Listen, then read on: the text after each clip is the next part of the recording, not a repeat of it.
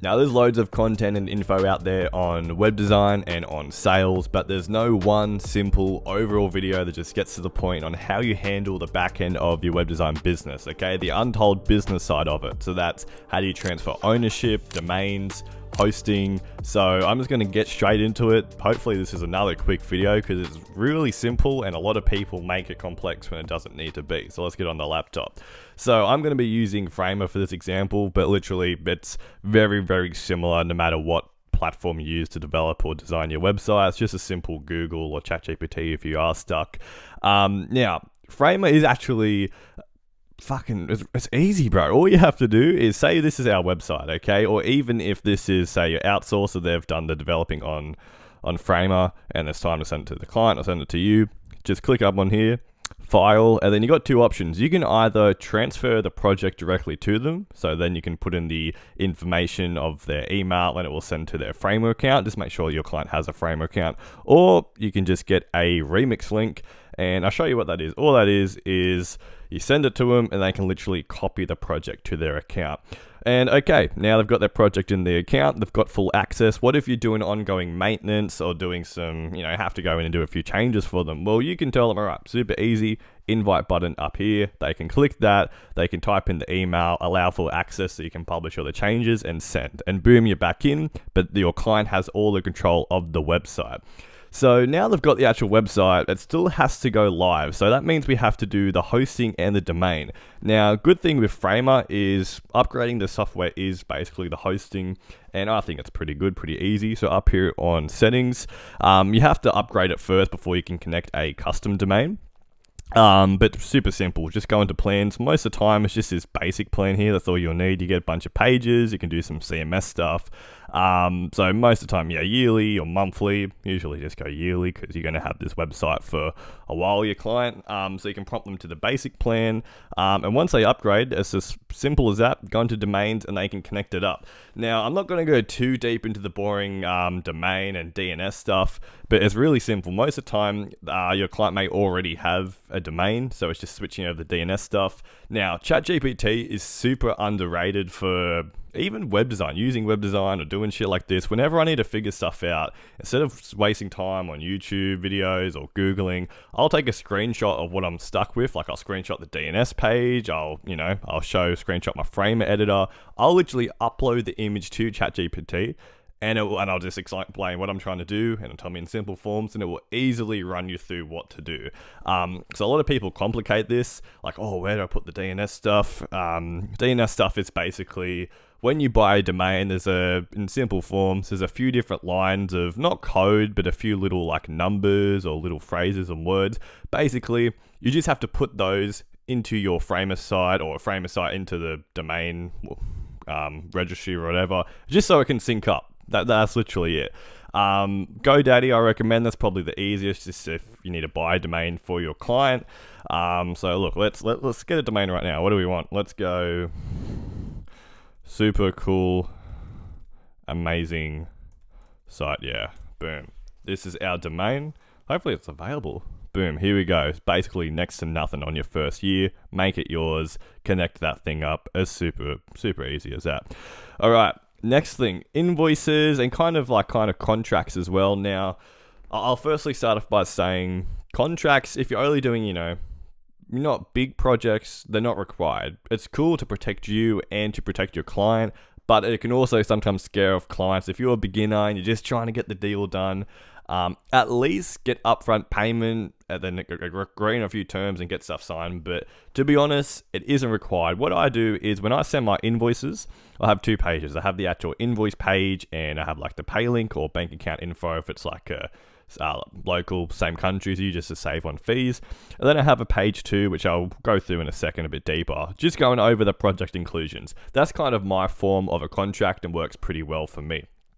So you see here, just super simple stuff. Now this is on Canva. You can literally go in here and just search up invoice template and you can actually see the one I use here. You can see I just edited it a bit. So you can just put in the date, invoice number, just a bunch of random numbers. You don't need this. It's more for businesses. They sometimes need it for records. Put in their business name, how you're doing the payment. So if it's a Stripe pay link, I'll show you how we can make one of these super easy. Put in the currency somewhere just so it's super clear, and just make it clear. So if you're splitting the payments, like half upfront, half on completion, upfront payment is half a full cost from your agency site. Completion payment is made once the project is complete. So say I'm doing a bank transfer, I'll just put in bank transfer and I'll edit it a little bit and put my details down there. I'll have like contact stuff down the bottom.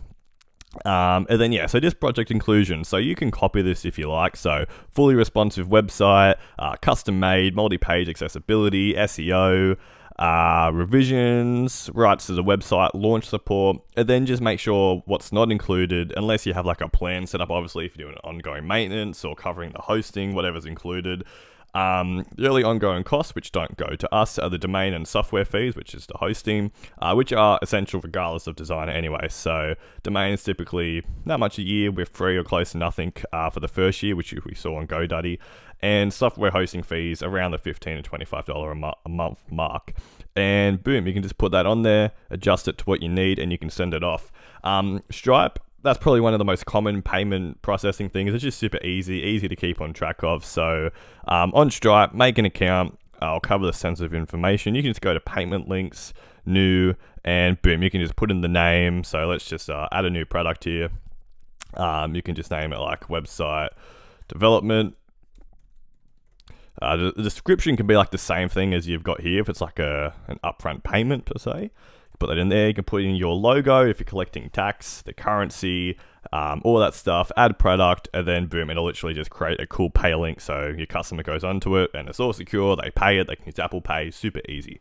Next up, now this is a little bonus thing. So I've mentioned I use Canva for everything. So SOPs. Now this is going a little bit off track for the video, talking about domains and setup, but you saw how fucking easy all that was. So this is I've been starting to put together some SOPs for a few different reasons. If you don't know what SOP is, I believe it's, fucking standard operating procedure. So it's just a written format of how you go about your business workflows.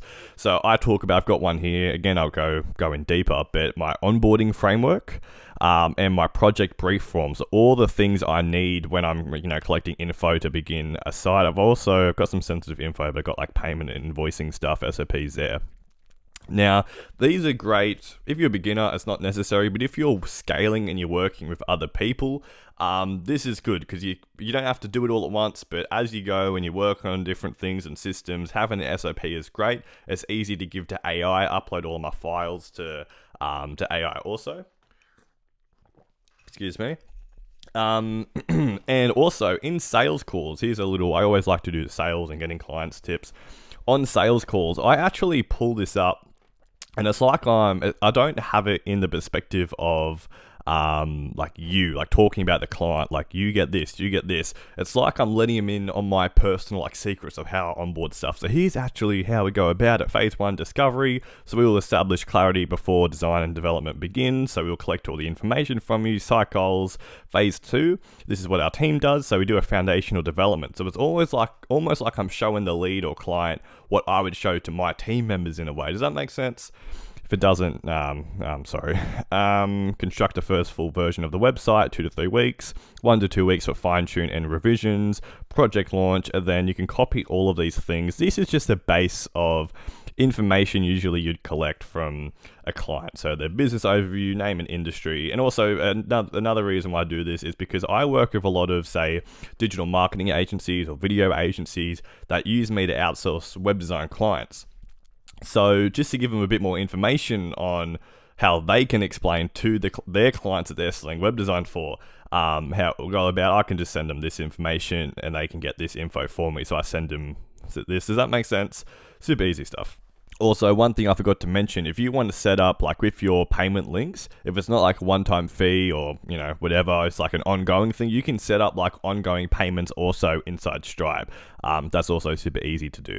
So as you saw, there's no need to make things more complex than they need to be. It's super simple. Always make sure, again, unless you're doing the ongoing maintenance and ongoing payment plan, make sure all the domain and software and everything is in your client's name. You don't want to be having to take care of all that stuff if you're just doing a one-time fee. Make sure everything's clear on your invoices. Keep track of your invoices because taxes are also a thing as well.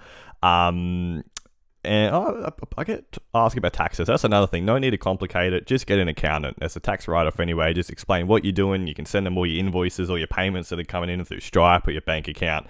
That's all super easy as well. As a beginner, there's no need to really fuss and get all scared over that. But super simple. Transferring sites. Boom. Create a link. You send it to them. Connect to the domain. Boom, look at the DNS settings, sync it up, upgrading it. What I do is I always offer launch support. So I do a custom little 5-minute video just going through, hey, here's this website. So going through a few different settings for them, showing them the backend on how we connect up the domain.